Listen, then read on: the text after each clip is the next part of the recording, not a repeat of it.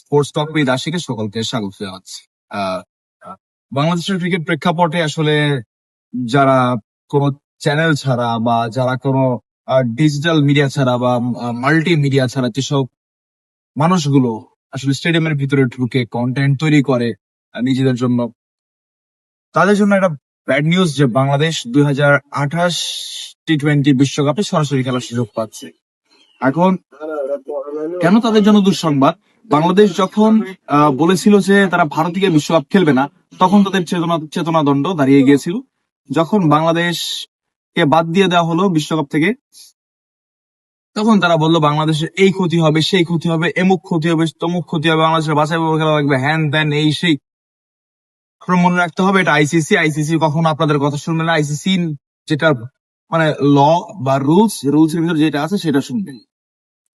New Zealand এবং Australia যেহেতু যৌথভাবে হোস্ট, নিউজিল্যান্ড অস্ট্রেলিয়া তারা একেবারে সরাসরি সুযোগ পাচ্ছে টি-20 বিশ্বকাপে। অস্ট্রেলিয়া এবার সুপার এইটে উঠতে পারেনি, তবে অস্ট্রেলিয়া হোস্ট হিসেবে সরাসরি খেলবে।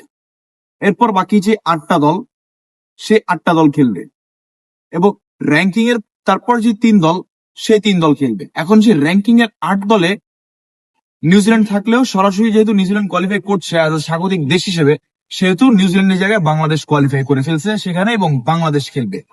সো হোস্ট 2 দল, তারপর হচ্ছে বাংলাদেশ সহ 8টা দল এবং র্যাঙ্কিং এর শীর্ষ 3 দল, এই 11-13 প্রায় 13টা, হ্যাঁ 13টা দল এখন পর্যন্ত সরাসরি চলে গিয়েছে এবং বাকি 11 দল পরবর্তীতে বা বাকি যে 9 দল থাকে সেই 9 দল পরবর্তীতে যেই সব প্লে অফ হবে বা বাছাই পর্ব হবে সেগুলো খেলে আসলে তাদেরকে আসতে হবে টি-20 বিশ্বকাপে।